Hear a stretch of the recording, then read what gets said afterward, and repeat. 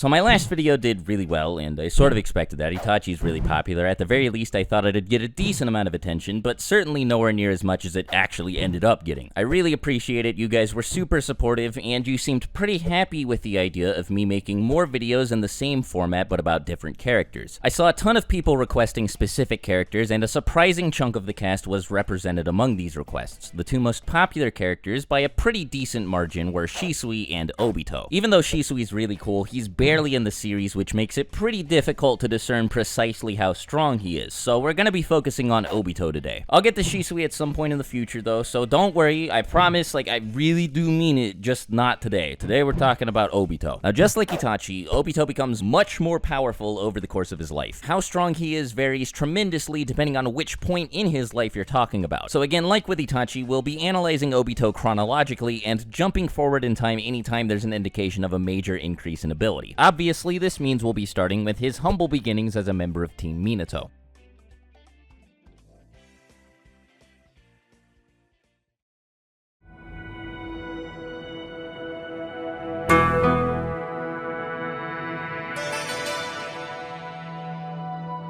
It goes without saying that at this point, Obito's kind of a dunce. That's the entire point of his character. And when we first see him during the Kakashi Hiden chapters, even though we're not given a lot of time to learn what he is and isn't capable of, you can still tell that he's not cut from the same cloth as the rest of the Uchiha clan. As we're fed more information about Obito and his life before he met Madara, this starts to feel more and more true. He doesn't really accomplish anything worth mentioning and is clearly the weakest of his 4 team members. Now, most people think that this changes at least a little bit when he first awakens his Sharingan and helps Kakashi take out 2 rock ninja, but you'd be surprised by how little you actually get to see him do. He stabs 2 people, and one of them happens to be camouflaged. That's it. Now, I'm not saying that means Obito's completely worthless even after awakening his Sharingan or anything, but it wouldn't be fair to make any judgments about what he's capable of given how little he accomplishes. Now, all that said, as soon as he meets Madara and subsequently unlocks the ability to activate the Mangekyo Sharingan, he pretty much becomes an entirely different person.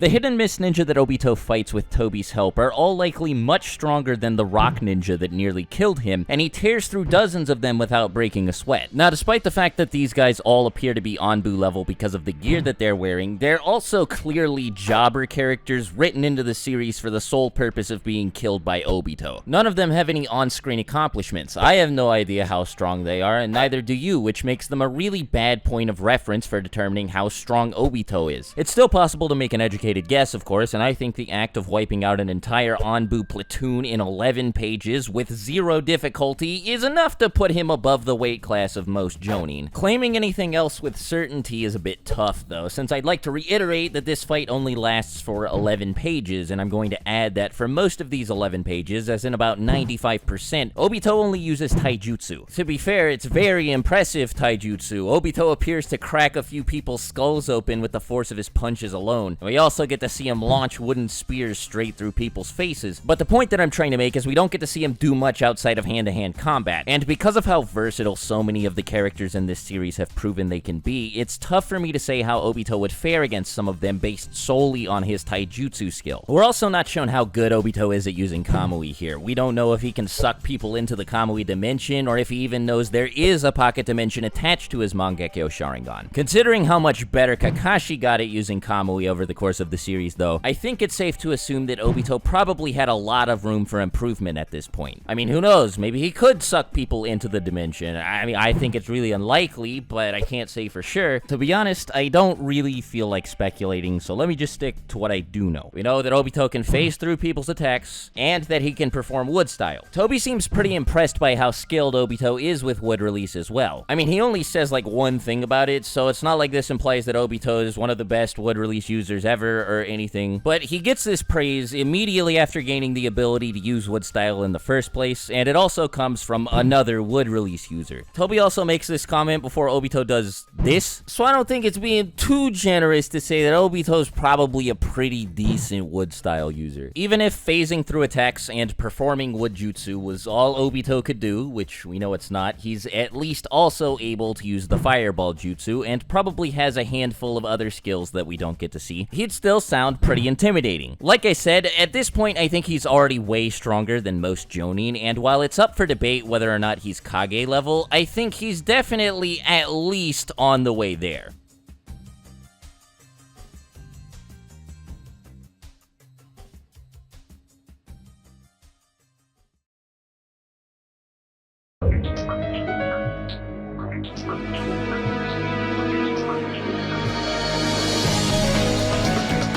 Moving on to Yellow Mask Obito, the one that attacked Konoha with the 9 tails under his control, I actually have a lot less to say about him than I expected. Now, there's still a decent bit to dig into here, but the fight's really short, only about a chapter long. And Obito loses kind of badly. Now, it's not like Obito's near death at the end of the fight or anything. Minato hits him with a good old Rasengan smackdown, but doesn't land any other major hits on him. And even though Obito does retreat at the end of the fight, it's not because he doesn't think he can beat Minato or because he's losing really badly. Although personally, I don't think he would have won had he continued to fight Minato. But anyway, the reason he actually leaves is because the QB gets separated from him. The whole reason he went to Konoha was to capture the 9 tails, so losing it sort of defeated the purpose of being there. He left because he didn't feel like he had any reason to stay, not because he was worried he was going to die. Now, even though he loses to Minato, I mean, like, it is Minato we're talking about. That's not a huge deal. Obito still shows that he's plenty powerful anyway. He manages to successfully separate Kushina and Minato for long enough to extract the 9 tails, then puts the 9 tails under his control. He almost, on 2 separate occasions, sucks Minato into the Kamui dimension and only fails because he's fighting the actual fastest ninja of all time. Another thing I want to mention is this Obito fights with a pretty clever strategy using chains in combination with Kamui. He has chains bound to both of his arms, and the purpose of the chains is to catch people after he passes through them using Kamui. While they're caught off guard by being tangled up inside of the chains, I imagine Obito can do whatever he wants with them, including sucking them up with Kamui to secure instant victory. Again, the only reason this didn't work on Minato is because Minato can teleport, but there are so many other people that this should work on, and I'm honestly surprised that Obito stopped using the chains because of how effective I think they'd be. It's also possible to argue that this is one of the strongest versions of Obito since he's in control of the 9 tails, and as we saw during Naruto and B's fight against Obito and 6 Jinchuriki, the 9 tails is way stronger than any of the other Biju. A single Bijudama from half of Kurama was able to cancel out a big conglomerate mega Bijudama fired by 5 other Biju at once. So in theory, with the entire 9 tails under his control, past Obito should be able to take out the 6 or 7 Biju counting Shukaku that future Obito had under his control during the War Arc. Now that doesn't automatically make Yellow Mask Obito stronger than White Mask War Arc Obito, because you have to take a bunch of factors into consideration that I'll get into when we discuss War Arc Obito. Anyway, at this point, Obito's way stronger than he was at any point in the past. He's tremendously more powerful than he was when he was a member of Team Minato, of course, and he also appears to be significantly more powerful than he was when he first unlocked the Mangekyo Sharingan, since he seems skilled in quite a few more areas. I imagine he's gotten faster since he was able to briefly keep pace with Minato, and he also seems to be more skilled with Kamui since he attempts to suck Minato into the dimension at least once. He's also able to summon the 9 tails, which is a pretty big deal as I've said, and though he's susceptible to losing control of it due to a contract seal, it'd be pretty difficult for anybody that isn't Minato to actually place a contract seal on Obito since he can phase through matter at will. Another thing I think I should bring attention to is Minato was fighting Obito on easy mode here because he didn't have to worry about the 9 tails until after Obito had already left. Kurama was busy attacking Konoha because Obito told him to for some reason, and if he had been fighting alongside Obito, Minato would have had a lot more trouble. Like, he already had to commit suicide just to deal with the 9 tails by itself, so I feel like Obito's Kamui shenanigans stacked on top of that may have been a bit too much for Minato to handle. Now, to be fair to Minato, the only reason he killed himself using the Reaper Death Seal is because because he wanted to make sure the Nine Tails was sealed inside of Naruto so that the Leaf still had it as an asset. Kushina was ready to outright kill Kurama, but Minato decided against it. He really wanted to make sure that the village still had the Nine Tails at its disposal in case of war against other villages. So taking that into consideration, if we strip him of his inhibitions about killing the Nine Tails, then it's possible that he would have been able to deal with Obito and Kurama at the same time, especially if we put Sage Mode on the table. But regardless of the outcome, I think the fact that Obito is this much of a threat to somebody like Minato is ridiculous. Again, as we saw, Minato was able to deal with Obito pretty quickly without having to worry about the Nine Tails, but if we're counting the Nine Tails, then Obito is way stronger than a big majority of the cast at this point. Even without Kurama to worry about, most people don't have a solid counter to Kamui, and while they're trying to figure one out, they may end up getting tangled up in Obito's chains and sucked away into the dimension anyway. He should also still be able to use Wood Style, which I guess he only stopped using in order to sell the whole Madara Uchiha shtick, and if he's still as skilled with it as he was when he wiped out the Mist Platoon, then that makes him even more dangerous. Calling this version of Obito S-Class or Kage level is a massive understatement. He's one of the most powerful ninja of all time and is well equipped to take out every member of the Akatsuki. Even Pain wouldn't be able to do anything about the Nine Tails. Chibaku Tensei couldn't stop Naruto, and Naruto was only using an 8-tailed cloak fueled by half of the Nine Tails chakra.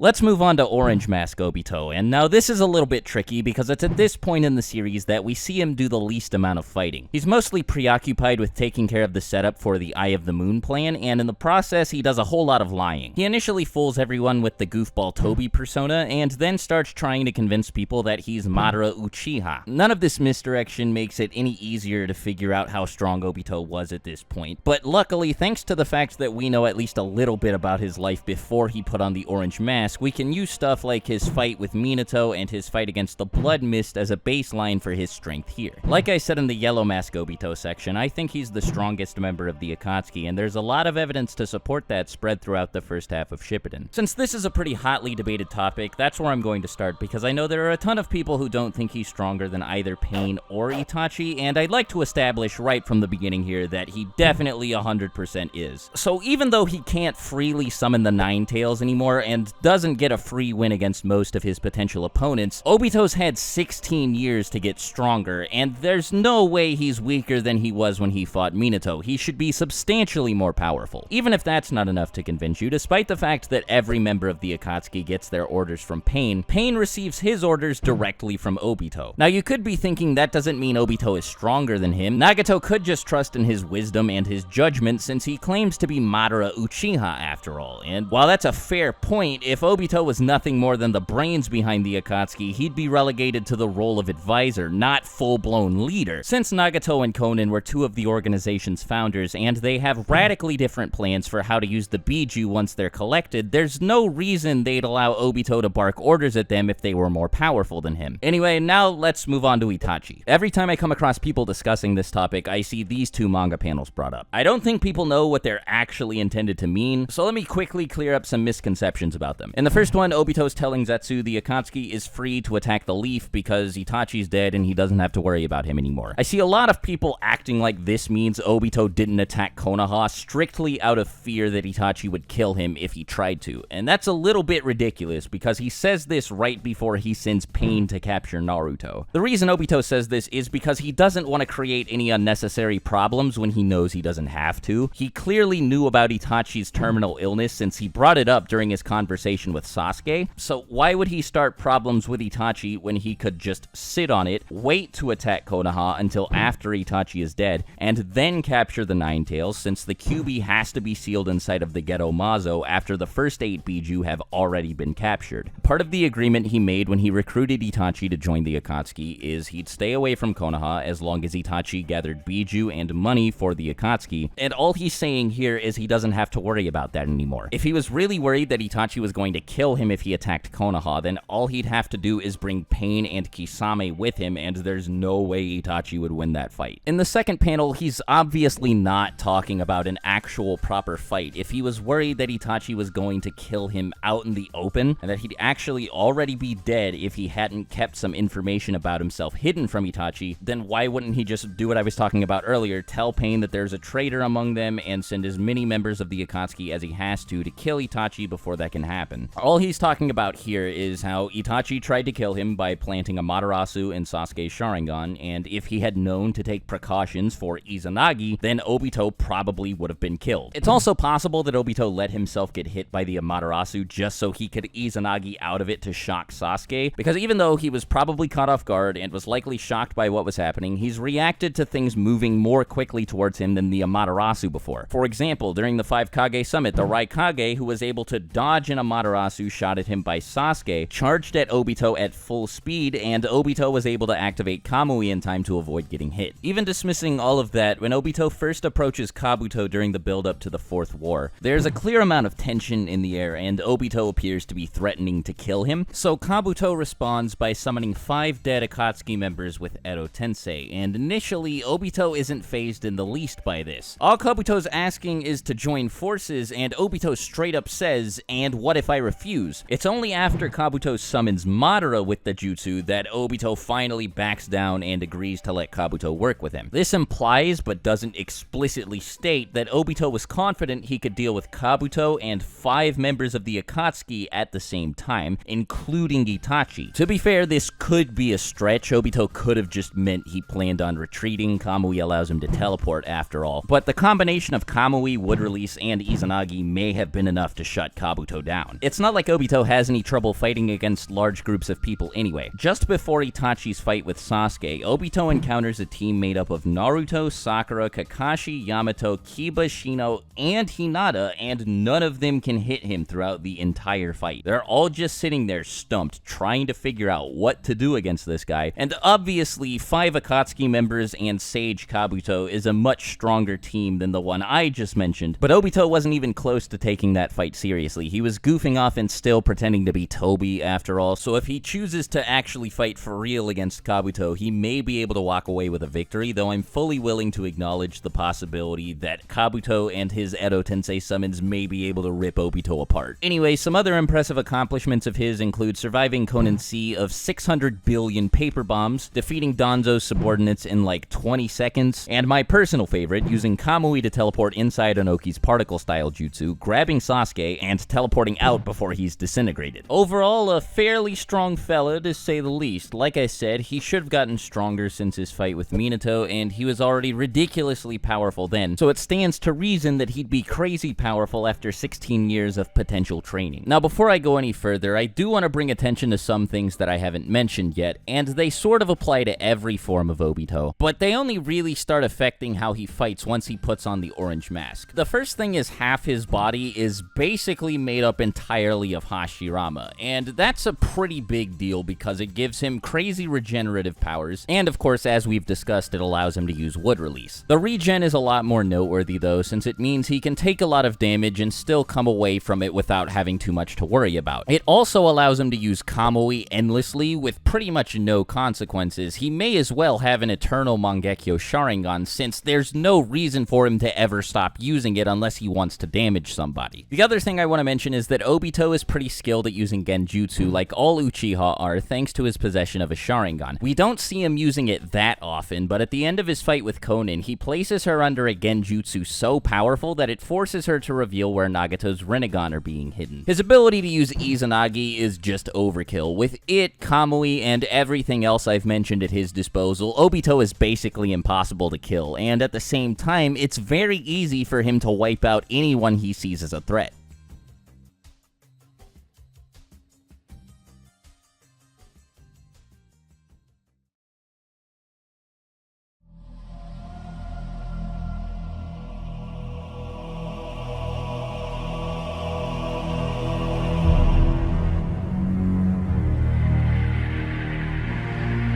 Now then, let's move on to White Mask War Arc Obito, and this is where things start to get really, really nutty. First, before we get into any specifics, let me list off a bunch of things, totally unrelated, that have killed people in the Naruto universe before. Being stabbed through the heart, having a Biju extracted from oneself, using the ghetto art of Rene Rebirth to revive people from the dead. Oh, would you look at that? Obito survives all three of these things happening to him in sequence. Now, aside from the fact that he's a complete survival champion, there's a lot more to go over about this Obito. Let's start with his possession of the Rinnegan, which is a really big deal. Shortly before the war began, Obito took one of Nagato's and put it in his left eye socket, and with this Rinnegan, he can use his own version of the 6 Paths of Pain. Obito is capable of controlling the bodies of 6 Jinchuriki who can all transform into their respective Biju forms. This means that Obito can control 6 Biju at the same time, which is just as ridiculous as it sounds. It's also stated that he can use all of the Rinnegan's abilities, but he tries to avoid it because of how much chakra it would consume. As a matter of fact, early on in the arc, he specifically mentions using the human path to steal Yamato's soul and read his mind in the process. The Rinnegan also lets him summon the Geto Mazo and conjure chakra chains, which he can use to restrain the Biju. Some other ninjutsu that he shows off include a barrier ninjutsu capable of keeping the Geto Mazo safe from the 8 tails, and a gigantic fire jutsu that matches Madara's in terms of size. He also stores gigantic shuriken and metal stakes inside of the Kamui dimension that he can shoot out whenever he chooses to. At one point, he even does this with enough force to cut off some of Gyuki's tentacles, so the shuriken are no joke. He's fast enough and has enough stamina to fight Kyuubi Cloak Naruto, Bee, Kakashi, and Guy all at the same time, even after storing all 6 of his Biju back inside of the Geto Mazo, and the only reason any of them are able to hit him is because of Kakashi's presence there. If not for his ability to counter Obito's Kamui by using his own Kamui, they wouldn't be able to damage Obito whatsoever. Even Kabuto, one of the 3 final boss characters of the War Arc, who easily fought Itachi and Sasuke at the same time and can access his super powerful Sage Mode at whim, was scared by the idea of fighting Obito. I could keep going, but I won't because I don't want to be obnoxious. I think it should be super apparent that this guy is really, really strong by now. After he acquires the Rinnegan, Obito starts approaching absurd levels of overpowered. As a matter of fact, I've said in previous videos that I think he'd be able to beat the 5 Kage almost as easily as Madara did. As one of the series' final villains, he's one of the strongest ninja of all time, and I could probably count on 1 or 2 hands the people who could actually beat this Obito without some kind of 6 Paths chakra or power-up. Speaking of 6 Paths power-ups, this is the part of the video where I'd start talking about Jubito, if not for a few things. First of all, the video's already over 21 minutes long, and I'm already way behind on uploading it, and there's enough to say about Jubito to warrant making an entirely separate video. If you guys want to see me make a video, if you guys want a video about Jubito, let me know in the comments or tweet it at me or whatever you want to do. I'll gauge everybody's response and I'll decide whether or not I want to make the video from there. Especially in this case, this video was super long and it also took a really long time to make, so I really appreciate it. But yeah, I think that's all I have to say. So as usual, have a great rest of the day, and until my next video, I'll talk to you later. Swagkage out. Bye.